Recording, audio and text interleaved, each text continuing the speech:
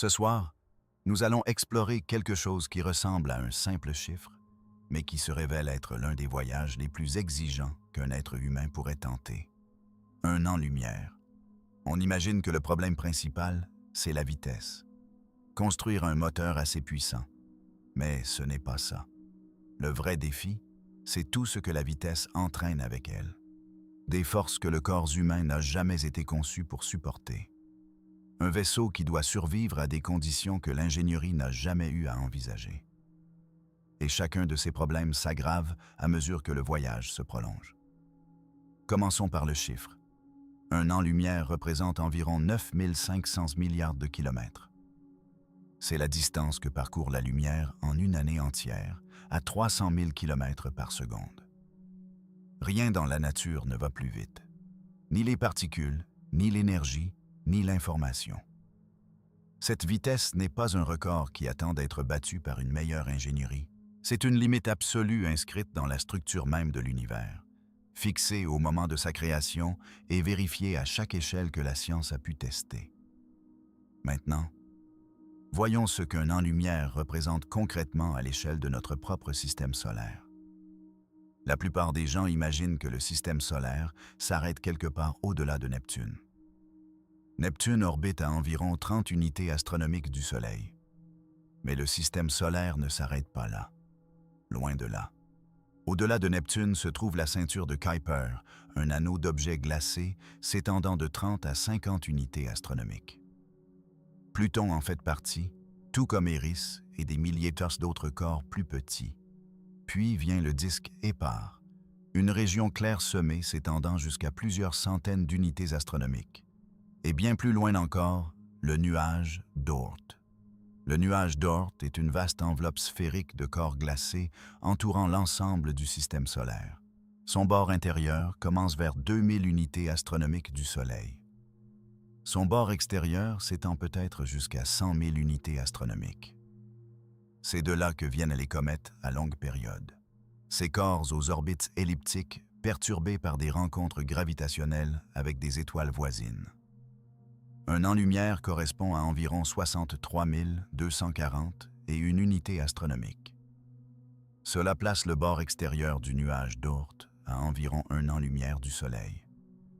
Le système solaire ne s'arrête pas à Neptune. Son influence gravitationnelle s'étend jusqu'à environ un an-lumière. Le premier an-lumière de tout voyage interstellaire est, dans un sens physique réel, la traversée des territoires les plus reculés de notre propre système solaire. Au bord extérieur du nuage d'Oort, en regardant en arrière, le Soleil est encore l'objet le plus lumineux du ciel, mais il est 63 000 fois plus loin que la Terre ne l'est de lui, un simple point lumineux. Et en regardant devant soi, les étoiles les plus proches sont encore à plus de 3 ans-lumière. Si vous voulez traverser un an-lumière, il faut choisir une vitesse. Ce choix change absolument tout. La durée du voyage, les dangers physiques, la distorsion du temps, les besoins en énergie, l'exposition au rayonnement, les forces sur la coque. Commençons par quelque chose que nous comprenons. La sonde solaire Parker est l'objet le plus rapide jamais construit par l'humanité. À son apogée, elle atteint environ 690 000 km/h. C'est remarquable. À cette vitesse, on pourrait faire le tour de la Terre en moins d'1 minute. Et pourtant, ce n'est pas suffisant. À cette vitesse, traverser un an-lumière prendrait plus de 15 000 ans. Toute l'histoire enregistrée de la civilisation humaine tient dans ce temps de voyage, et il en reste encore plus de 10 000 ans. L'écart entre ce que nous pouvons atteindre et ce que l'univers exige n'est pas un simple fossé, c'est un abîme. Pour traverser un an-lumière dans une durée qu'un être humain pourrait vivre, il faudrait voyager à une fraction substantielle de la vitesse de la lumière. À 10% de la vitesse de la lumière, soit environ 107 millions de kilomètres par heure, le voyage dure 10 ans mesurés depuis la Terre. À 20%, 5 ans. À 50%, 2 ans. À 90%, environ 13 mois. À 99%, un peu plus de 12 mois. C'est à ces vitesses que la physique commence à devenir vraiment étrange. La phase d'accélération, c'est là que la physique présente sa première facture. On ne peut pas passer de 0 à 10% de la vitesse de la lumière en quelques heures. Les forces en jeu à haute accélération détruiraient à la fois la structure du vaisseau et les personnes à l'intérieur. Une accélération soutenue d'un G, identique à la gravité terrestre, serait idéale pour l'équipage. Elle simulerait la gravité normale, maintiendrait le système cardiovasculaire en condition, préserverait la densité osseuse et permettrait au système vestibulaire de fonctionner normalement. À un G constant, atteindre 10% de la vitesse de la lumière depuis l'arrêt prend environ 35 jours. Atteindre 50% prend environ 201 jours. Atteindre 90%, environ 730 jours. Des durées gérables. Le problème, ce n'est pas la durée de l'accélération. C'est l'énergie qu'elle exige.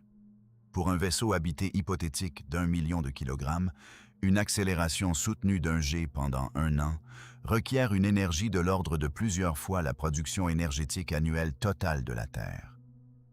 Toute l'électricité d'une planète entière pour une année.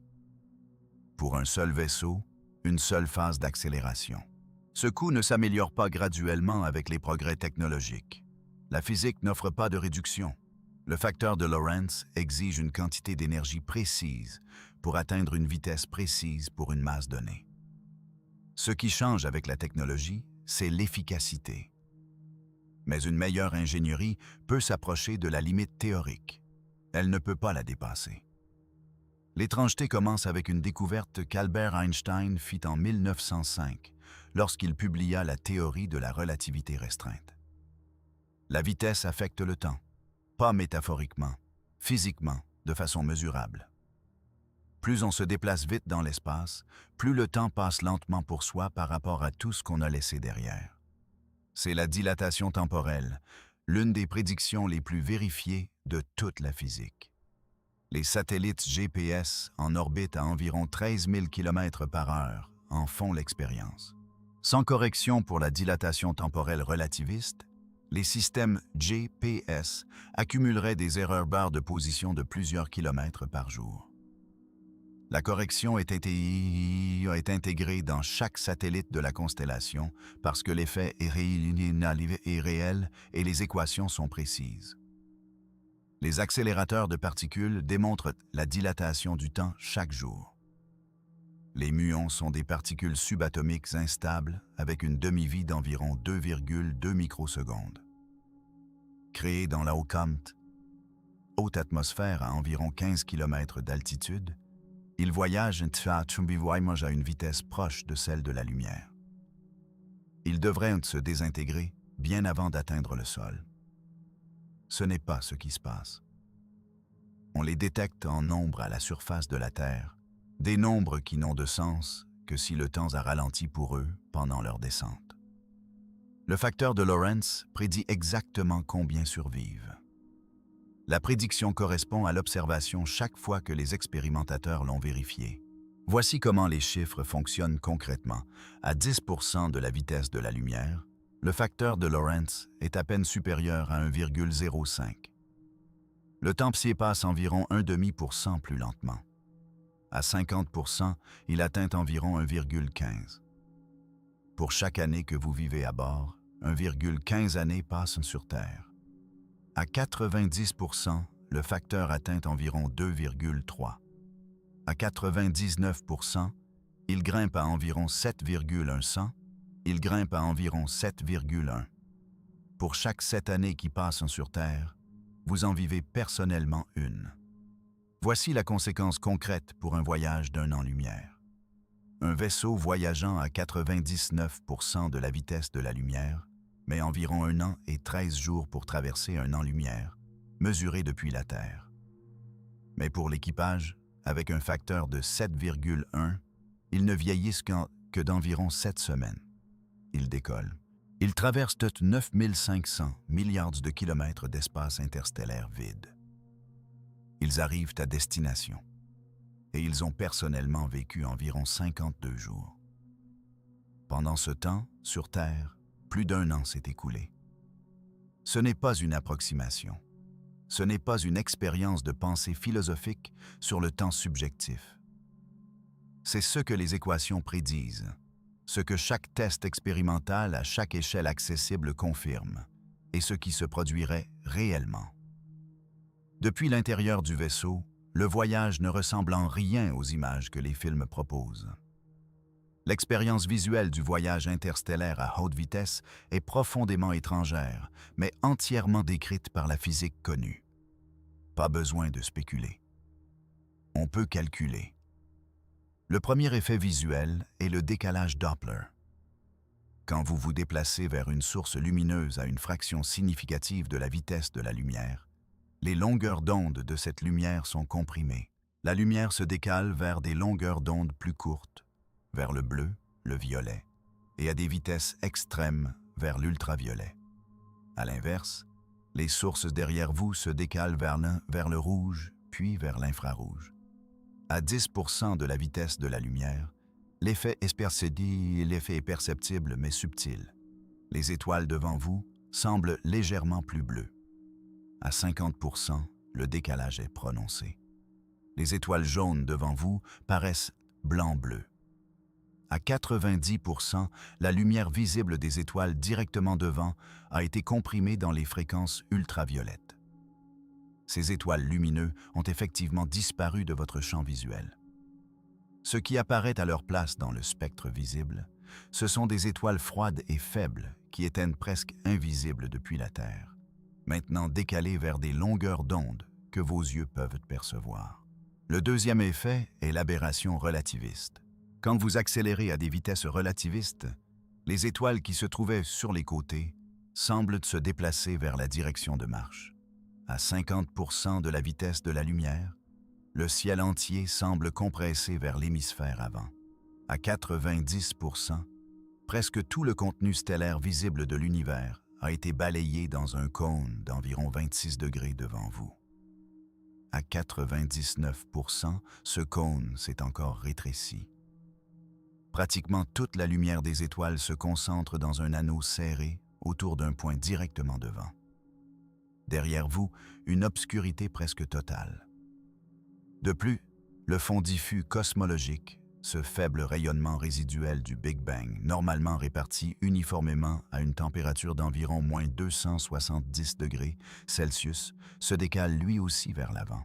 Normalement invisible car existant dans les fréquences micro-ondes, à 99% de la vitesse de la lumière, il est comprimé dans les longueurs d'onde visibles et ultraviolettes. L'arc avant rayonne d'une lumière issue non pas d'une étoile particulière, mais de la plus ancienne lumière de l'univers, le rayonnement relique du Big Bang lui-même, rendu visible par votre vitesse. L'espace n'est pas vide. C'est l'un des faits physiques les plus importants concernant le voyage interstellaire et l'un des plus souvent mal représentés. Entre les étoiles, il y a du gaz et de la poussière. Le milieu interstellaire. En moyenne, environ un atome par centimètre cube dans les régions interstellaires typiques, principalement de l'hydrogène. Environ 10% d'hélium en nombre. Des traces de carbone, d'oxygène, d'azote, de fer. Et des grains de poussière microscopiques, des particules de minéraux silicatés et de composés carbonés. Par tout standard de laboratoire, c'est un vide extrême. Les meilleures chambres à vide sur Terre contiennent plusieurs centaines de millions d'atomes par centimètre cube. L'espace interstellaire en contient un. L'espace interstellaire est environ 100 millions de fois moins dense que le meilleur vide que nous pouvons créer en laboratoire. À basse vitesse, cette ténuité est sans conséquence. La sonde Voyager traverse l'espace interstellaire depuis des années à environ 60 et 1000 km par heure. Un atome d'hydrogène par centimètre cube ne pose aucun problème pratique à cette vitesse. Mais cela change complètement à des vitesses relativistes, à 10% de la vitesse de la lumière. L'énergie cinétique d'un seul atome d'hydrogène frappant l'avant du vaisseau dans le référentiel du vaisseau est d'environ 400 millions d'électronvolts. C'est la plage d'énergie des rayons cosmiques de haute énergie. Ces particules chauffent le matériau de la coque, créant des dommages radiatifs dans les liaisons moléculaires, produisent des particules secondaires qui se propagent plus profondément dans le matériau, à 90% de la vitesse de la lumière, chaque atome d'hydrogène rencontré porte maintenant environ 1200 millions d'électronvolts. C'est la plage d'énergie produite par les grands synchrotrons de recherche. Un vaisseau à 90% de la vitesse de la lumière vole nez en avant dans une version continue à faible flux de ce faisceau de particules.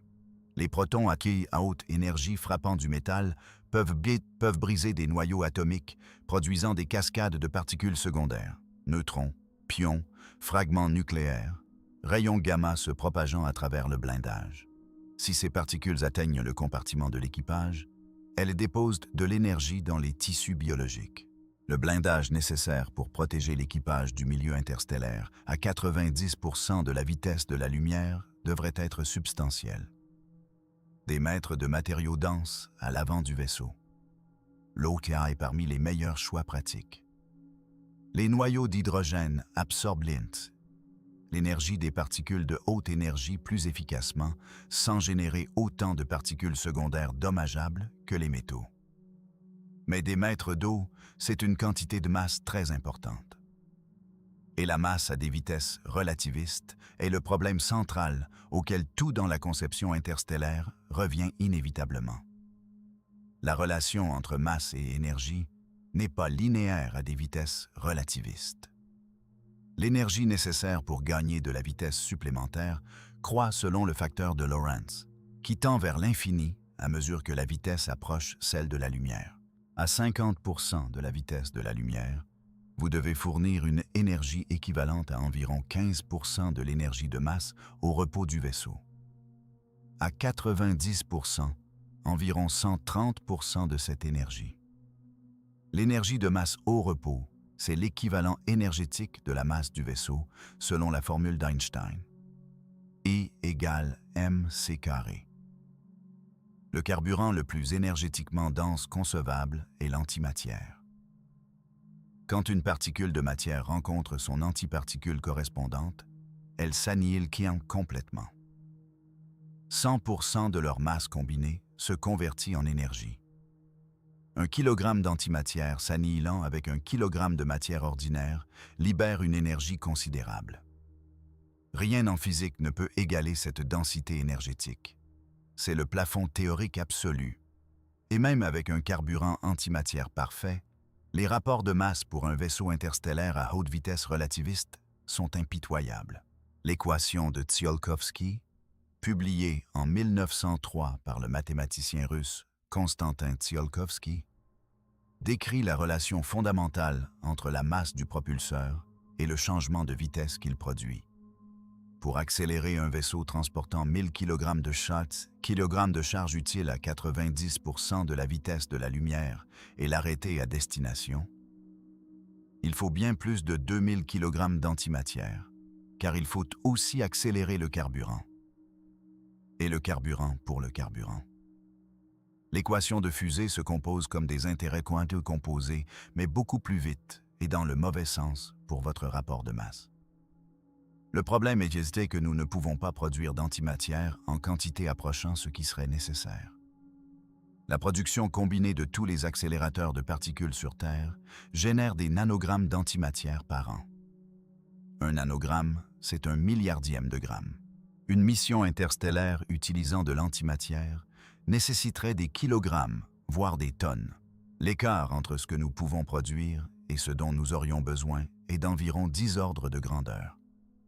Ce n'est pas un fossé que l'ingénierie peut combler avec des améliorations progressives. Le projet Orion nous éclaire sur cet écart. À la fin des années 50 et au début des années 60, le gouvernement américain a financé de sérieux travaux d'ingénierie sur un concept de propulsion basé sur la technologie existante. Propulser un vaisseau spatial en faisant exploser des bombes nucléaires directement derrière lui. Freeman Dyson, l'un des physiciens les plus remarquables du XXe siècle, a calculé les trajectoires et les performances en détail. Le projet Orion n'était pas de la science marginale. Il a été arrêté par le traité d'interdiction partielle des essais nucléaires de 1963, qui interdisait les détonations nucléaires dans l'espace. Non pas par la physique, par la politique. La décélération est la moitié du problème que la plupart des discussions négligent. Supposons que vous ayez résolu la propulsion. Vous avez trouvé l'énergie, construit les moteurs, accéléré votre vaisseau à 90% de la vitesse de la lumière. Vous arrivez quelque part et vous devez vous arrêter. Il n'y a pas de frein qui fonctionne dans l'espace interstellaire profond. Pas de résistance de l'air, pas de piste d'atterrissage, pas de milieu contre lequel pousser de façon utile. Le milieu interstellaire crée une traînée si faible que c'est une correction de navigation sur des années, pas une force de décélération significative. La seule façon de ralentir depuis 90% de la vitesse de la lumière est d'activer vos moteurs dans la direction de marche et de maintenir cette poussée jusqu'à ce que la vitesse tombe à quelque chose de gérable. Ce processus consomme autant d'énergie que la phase d'accélération. Si vous emportez du carburant pour les deux phases, la masse au lancement augmente considérablement, parce que le carburant de décélération doit être accéléré pendant le voyage aller. L'équation de fusée se compose à nouveau. Les missions aller simples ont des budgets énergétiques plus simples, ce qui explique en partie pourquoi les propositions sérieuses pour les premières missions interstellaires envisagent déjà des voyages sans retour. La physique est plus gérable. Tout le reste est plus difficile. Pour les missions qui entendent s'arrêter à destination et revenir, le coût énergétique est au moins 3 à 4 fois le coût d'accélération aller simple. Des nombres déjà énormes qui deviennent encore plus énormes. En 1978, la British Interplanetary Society a publié l'étude Daedalus, une étude de faisabilité d'ingénierie de 2 ans pour une sonde interstellaire non habitée vers l'étoile de Barnard, à environ 6 années-lumière. Le véhicule proposé utiliserait la fusion par confinement inertiel et atteindrait 12% de la vitesse de la lumière. Le voyage aller durerait environ 50 ans. La masse au lancement, environ 54 000 tonnes métriques. Pour le carburant seul, il faudrait extraire de l'atmosphère de Jupiter. Non pas parce que les concepteurs étaient irréalistes, mais parce que la physique l'exige. Mettons le problème énergétique de côté. Supposons qu'il soit résolu. Le vaisseau se déplace. Vous traversez un an-lumière. Maintenant, le corps humain a ses propres objections, sérieuses et distinctes. Le corps humain a évolué sur plusieurs millions d'années pour fonctionner dans un ensemble spécifique de conditions. Un champ gravitationnel d'environ 9,8 mètres par seconde carrée. Une pression atmosphérique d'environ 100 000 pascals au niveau de la mer. Une protection contre les rayonnements fournie par le champ magnétique terrestre et plusieurs dizaines de kilomètres d'atmosphère. Chaque système de votre corps a été façonné par des millions d'années d'évolution dans ces conditions précises. Supprimez-les et les systèmes s'adaptent. Mais l'adaptation biologique ne signifie pas amélioration. Elle signifie optimisation pour le nouvel environnement. Commençons par la gravité. Dans un vaisseau en croisière à vitesse constante dans l'espace interstellaire, tout flotte. Cela semble inhabituel pendant quelques minutes et agréable quelques heures. Sur des jours et des semaines, cela devient un démantèlement systématique du corps. L'os n'est pas un matériau structurel mort, c'est un tissu vivant en remodelage constant. Sur Terre, les contraintes mécaniques de la station debout et de la marche fournissent le signal qui dit aux ostéoblastes de maintenir leur rythme de construction. Sans ce signal, l'équilibre se déplace. La densité osseuse chute d'environ 1 à 2% par mois dans les régions les plus affectées. Les astronautes, lors de missions de 6 mois sur la Station spatiale internationale, perdent en moyenne 10 à 15% de leur densité minérale osseuse. Maintenant, étendez ces 6 mois aux années que nécessiterait un voyage d'un an-lumière à 10 ou 20% de la vitesse de la lumière, soit 10 ans à 10%. La perte musculaire suit une logique identique. Dans la microgravité, les muscles qui ont évolué pour travailler contre la gravité n'ont aucune charge. Ils s'atrophient rapidement. Les astronautes de la Station spatiale internationale suivent des protocoles d'exercice quotidien obligatoires de 2 heures et demie. Et malgré cela, Ils perdent encore jusqu'à 20% de leur masse musculaire au cours d'une mission de 6 mois. Le système cardiovasculaire s'adapte à la microgravité de manière qui sont tout aussi problématiques. Sans pesanteur, le sang ne s'accumule plus dans les jambes.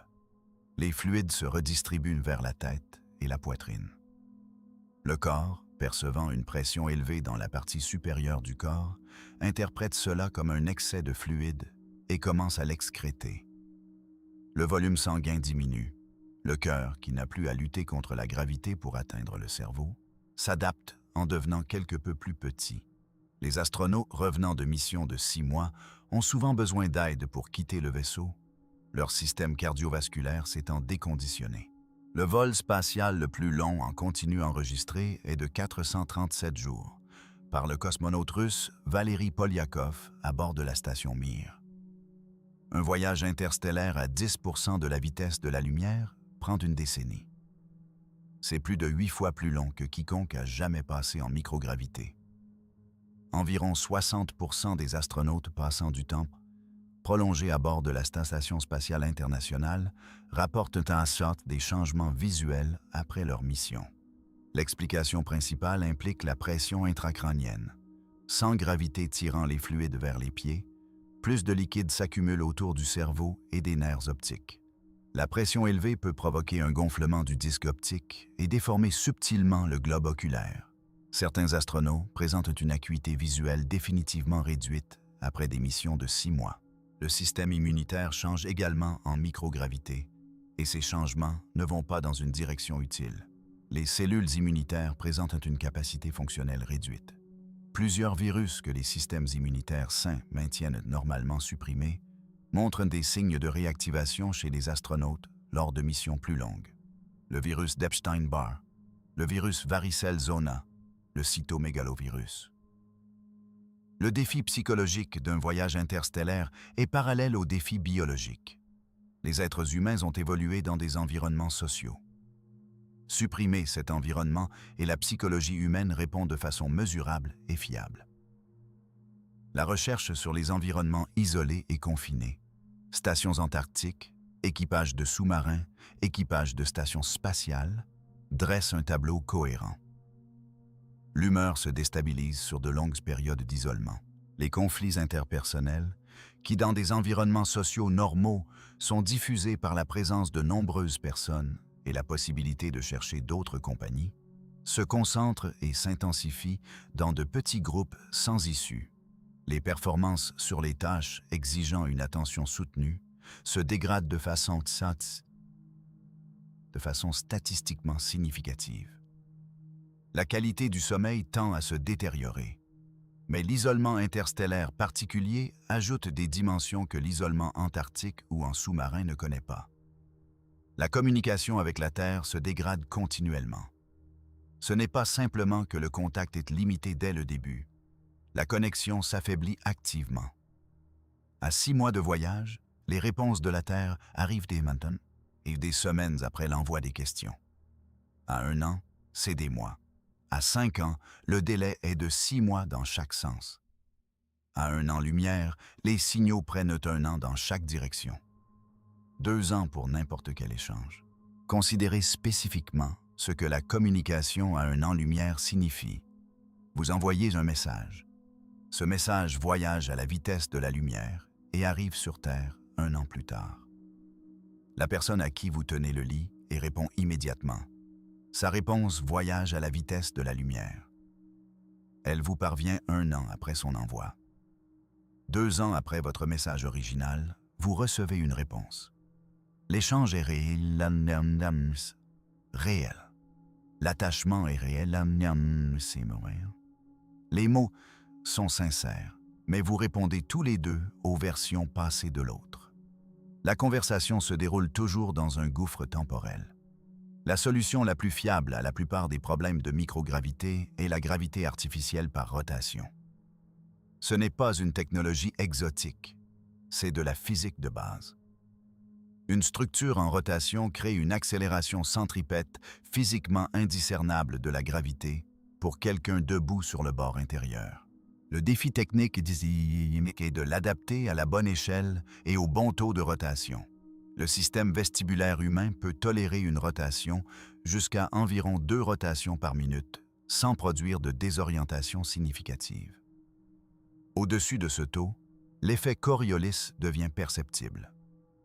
Pour produire un jet d'effectif à 2 rotations par minute, un anneau rotatif a besoin d'un rayon d'environ 225 mètres, soit approximativement la longueur de 2 terrains de football bout à bout. Ce n'est pas physiquement impossible. Plusieurs études d'ingénierie crédibles l'ont proposé. Mais cela ajoute de la masse. Et la masse, comme nous l'avons établi, est le problème central auquel le coût énergétique est le plus sensible. La solution aux problèmes biologiques impose des coûts supplémentaires aux problèmes énergétiques. Ces deux défis ne sont pas indépendants.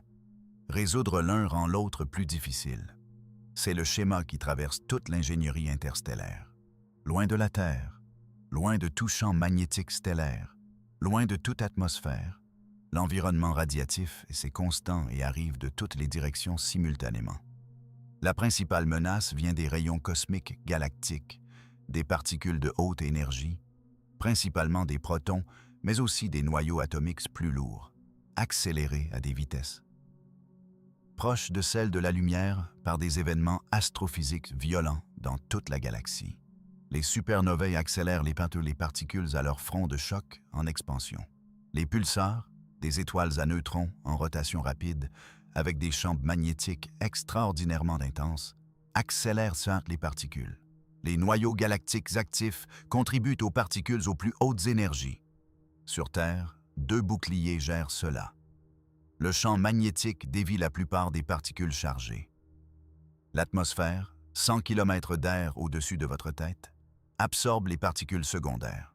Votre exposition annuelle au rayonnement cosmique à la surface de la Terre est d'environ 0,3 millisieverts. Gérable, sans danger pour une vie humaine. Dans l'espace interstellaire, aucun de ces boucliers n'existe.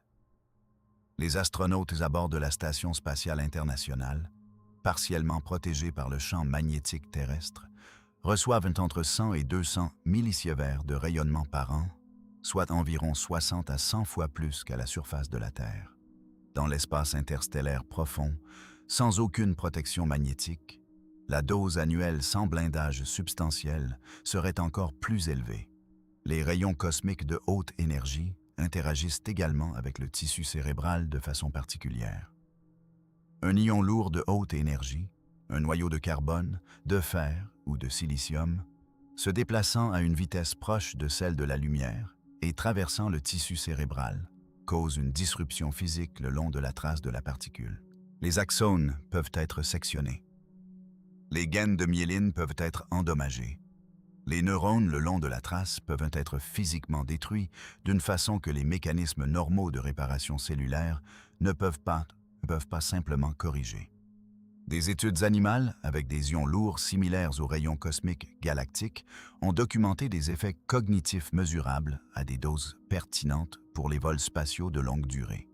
Mémoire spatiale altérée, réduction des performances sur les tâches de résolution de problèmes, changement dans la capacité à apprendre de nouvelles tâches. Les fonctions cognitives les plus sensibles au rayonnement d'ions lourds sont précisément celles les plus nécessaires lors d'une mission interstellaire. À 10% de la vitesse de la lumière, une particule de la masse d'un seul grain de sable, environ 1 mg, frappe votre coque avec une énergie cinétique équivalente à environ 450 kg de TNT. À 20% de la vitesse de la lumière, le même grain délivre environ 1 800 000 kg équivalents. À 50%, environ 14 millions de kilogrammes. Le mécanisme de dommage à ces vitesses est complètement différent de ce que vous attendriez d'un impact conventionnel. À des vitesses d'impact relativistes, le projectile et le matériau qu'il frappe se vaporisent essentiellement instantanément au contact. L'énergie cinétique se convertit en chaleur si rapidement que la matière passe directement du solide au plasma. Le résultat est un jet de plasma surchauffé. Les vaisseaux actuels utilisent des boucliers Whipple, un pare-chocs extérieur fin séparé de la coque principale par un espace. Cela fonctionne de façon acceptable à des vitesses de quelques kilomètres par seconde, typique pour les micrométéorites dans le système solaire interne. À 10% de la vitesse de la lumière, les énergies sont des ordres de grandeur plus élevés. Sur une traversée d'un an-lumière, un vaisseau balaye un énorme volume d'espace. La conception pour ce risque n'est pas optionnelle. Elle est fondamentale. Et elle coûte de la masse. La navigation à travers un an-lumière exige son propre examen. Vous ne suivez pas une route. Il n'y a pas de repère fixe dans le sens conventionnel. Chaque point de référence que vous pourriez utiliser est lui-même en mouvement. Le Soleil orbite à environ 830 000 km/h, complétant un circuit en environ 225 millions d'années. D'autres étoiles orbitent sur leur propre chemin. La navigation vers une destination nécessite de savoir où elle sera quand vous arriverez, et non où elle apparaît depuis la Terre maintenant. Cela exige une connaissance précise du mouvement propre de l'étoile cible et de sa distance pour convertir le mouvement angulaire en déplacement physique réel. Pour les étoiles proches, la mission Gaïa de l'Agence spatiale européenne, lancée en 2013, a mesuré les positions, les mouvements propres et les distances pour environ 1,8 milliard d'étoiles avec une précision extraordinaire. Pour la position absolue sans communication avec la Terre, le chronométrage des pulsars offre la méthode la plus fiable. Les pulsars à millisecondes, des étoiles à neutrons tournant des centaines de fois par seconde, émettant des signaux radio avec une extrême régularité, servent d'horloge cosmique. Leur chronométrage est stable à des parties par quadrillion. En mesurant les temps d'arrivée des signaux de plusieurs pulsars simultanément, un vaisseau peut déterminer sa position tridimensionnelle dans la galaxie avec une haute précision. Parmi tous les défis du voyage interstellaire, la navigation est peut-être le plus tractable. À la sortie, les communications sont quasi instantanées. À un dixième d'an-lumière, atteinte en moins d'un an à 10% de la vitesse de la lumière, les signaux prennent environ 5 semaines dans chaque direction. Un délai de 10 semaines aller-retour. C'est gérable. À un quart d'an-lumière, 3 mois dans chaque sens, soit 6 mois aller-retour. Le soutien opérationnel en temps réel est fonctionnellement impossible. Si un système tombe en panne, la réponse de la Terre arrive 3 mois après la demande. À un demi-an-lumière, atteinte après 5 ans de voyage à 10% de la vitesse de la lumière, le délai est de 6 mois dans chaque sens. 1 an pour n'importe quel échange. Les nouvelles de la Terre ont 1 an quand elles arrivent. À un an-lumière, les signaux prennent 1 an dans chaque direction. 2 ans pour tout échange. Un appel de détresse envoyé depuis un an-lumière met 1 an à atteindre la Terre. La réponse de la Terre met encore 1 an à revenir. 2 ans minimum entre le moment où vous décrivez un problème et celui où vous pourriez recevoir des conseils. Plus loin vous allez de la Terre, plus vous êtes complètement seul. La dimension humaine de la dilatation temporelle est quelque chose que la physique décrit avec précision et que l'expérience rendrait profond. Un membre d'équipage quitte la Terre. Il a des gens qu'il aime, une vie construite sur des années. Il accélère à 99% de la vitesse de la lumière. Sa traversée subjective d'un an-lumière dure environ 52 jours.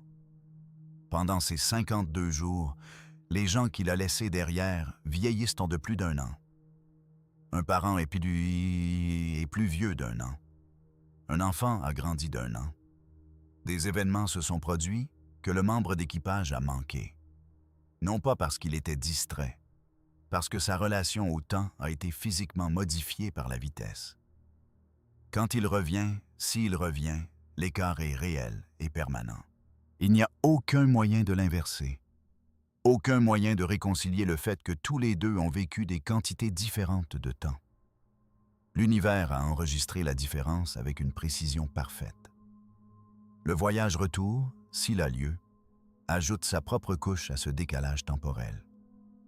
Vous voyagez un an-lumière à 99% de la vitesse de la lumière. Vous vivez 52 jours. Vous passez un peu de temps à destination.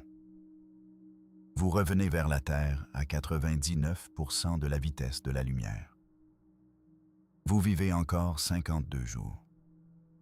Vous arrivez sur Terre environ 2 ans et demi après votre départ, mesuré en temps terrestre. Vous avez vieilli d'environ 110 jours. Vos amis ont vieilli de plus de 2 ans et demi. Un enfant que vous avez laissé à 10 ans a maintenant 12 ans et demi. Un parent qui était en bonne santé quand vous avez décollé a connu plus de 2 ans de vieillissement supplémentaire. La dissonance cognitive du retour dans un monde qui a continué sans vous n'est pas une chose simple à assimiler. L'univers ne fait pas d'exception pour les attachements émotionnels. Il applique le facteur de Lorentz uniformément, sans considération pour ce que cela coûte aux personnes de chaque côté. Il y a quelque chose qui mérite d'être reconnu dans ce que l'acte de calculer ce voyage révèle. Nous sommes capables de décrire avec précision un voyage que nous ne pouvons pas faire. Nous pouvons énoncer chaque conséquence de la traversée d'un an-lumière. La dilatation temporelle exacte, la dose de rayonnement exacte, le décalage Doppler exact, le coût énergétique exact, avec une précision quantitative. Toute cette connaissance existe.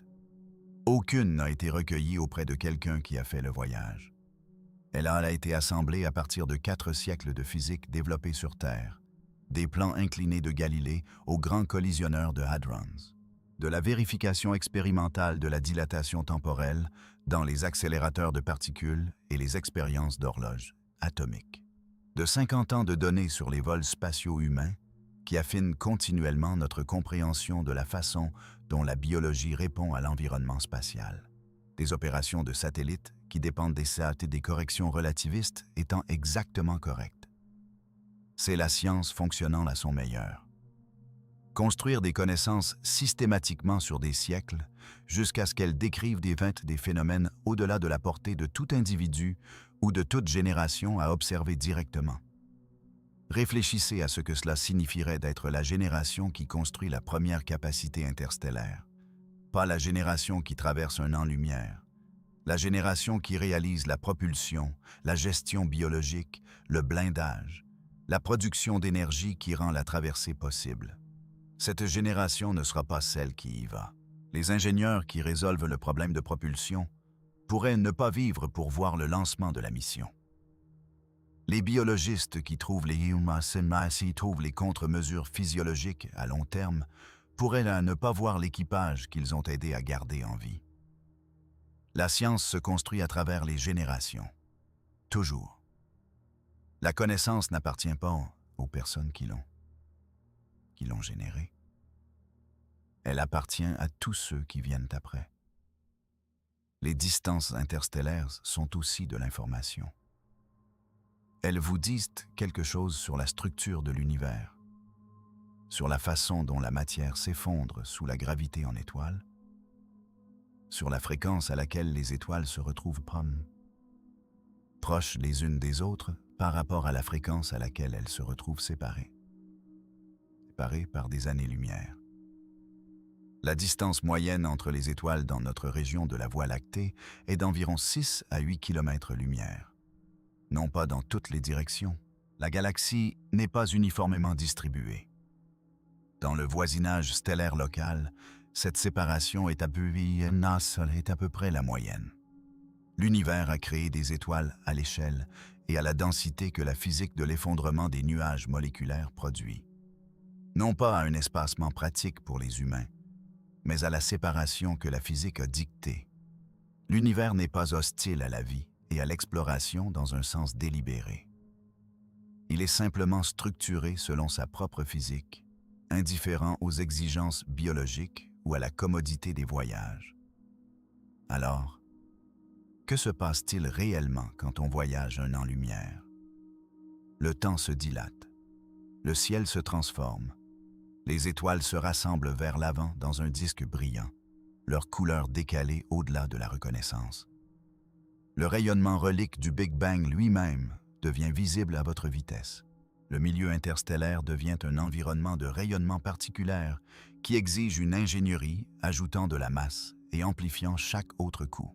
Les grains de poussière deviennent des projectiles hypervélocies avec des énergies cinétiques explosives équivalentes. Le corps perd sa densité osseuse, sa masse musculaire, son conditionnement cardiovasculaire en microgravité sur des années, à moins que des contre-mesures coûteuses en masse ne soient maintenues tout au long du voyage. Les rayons cosmiques s'accumulent dans les tissus et la matière cérébrale sur des années, ajoutant à un risque biologique qui ne cesse jamais de croître. Les communications avec la Terre se dégradent, de la conversation à la correspondance à l'archive historique. Et à la fin, si on voyage à des vitesses proches de celles de la lumière, on arrive ayant vieilli de quelques semaines, tandis que la Terre a vieilli de plus d'1 an. Chacune de ces conséquences est réelle. Chacune est située, c'est décrite par une physique vérifiée à chaque échelle accessible. Aucune n'est une spéculation. Ce qui changera, c'est notre capacité à y faire face. Le problème de production d'antimatière n'est pas interdit par la physique. C'est un problème d'échelle et d'efficacité. La biologie du vol spatial de longue durée sera répondue par le vol spatial de longue durée. L'habitat rotatif pour la gravité artificielle n'est pas exotique. C'est un défi d'ingénierie structurelle. Ce qui reste genuinement ouvert, c'est la question de savoir si le problème fondamental d'énergie a une solution qui ne nécessite pas des apports d'énergie physiquement vertigineux dans le cadre de la physique connue.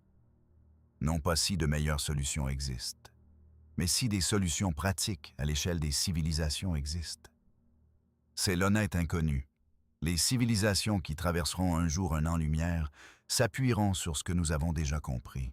Elles ne découvriront pas que le temps se dilate. Elles géreront exactement comment il se dilate. Elles ne seront pas surprises par l'environnement radiatif. Elles auront résolu le blindage. Elles ne seront pas non préparées à la biologie des vols spatiaux de longue durée. Elles auront résolu la gravité artificielle et les autres contre-mesures. Elles sauront ce que la physique exige parce que nous l'avons élucidé ici, depuis la surface d'une petite planète, avec des équations et des expériences et la volonté de suivre la physique où qu'elle mène. Même quand elle mène quelque part où nous ne pouvons pas encore aller. Même quand le bilan honnête est humiliant. La prochaine fois que vous lèverez les yeux vers un ciel clair et trouverez une étoile brillante, Sirius à 8,6 années-lumière, Vega à 25, Proxima du Centaure à 4,24 années-lumière. Ces chiffres ne sont pas simplement grands. Ils sont la mesure de ce que l'univers est réellement. Combien d'espace se trouve entre les choses qui brillent? Combien de vide sépare les points de lumière? Un an-lumière de ce vide, juste un, nécessiterait l'énergie d'une civilisation entière pour le traverser avec des êtres humains à bord. Et cela ne vous amènerait pas chez quelqu'un. Cela vous placerait au milieu du gouffre, dans le vide froid, peu dense en particules, baigné de rayonnement, absolument isolé entre les systèmes solaires. Avec une année de voyage lumineux dans chaque direction pour tout signal que vous envoyez. Seul au sens le plus plein possible de ce mot. C'est ce que la distance est réellement. Pas une destination. Une démonstration de ce dont l'univers est fait et de la quantité de cet univers qui existe. Et le fait que nous puissions calculer chaque conséquence de cette traversée avec une précision quantitative et vérifiable, c'est le produit de 4 siècles de personnes posant des questions précises et acceptant des réponses précises. Même quand les réponses décrivent un voyage qu'aucun d'eux ne pouvait faire. Même quand les réponses sont humiliantes. Nous savons ce que cela coûte. Nous savons ce que cela fait. Nous savons à quoi cela ressemble. Nous sommes prêts à le comprendre. Et c'est là que commence tout grand voyage. Ce soir, nous allons explorer quelque chose qui ressemble à un simple chiffre, mais qui se révèle être l'un des voyages les plus exigeants qu'un être humain pourrait tenter. Un an-lumière. On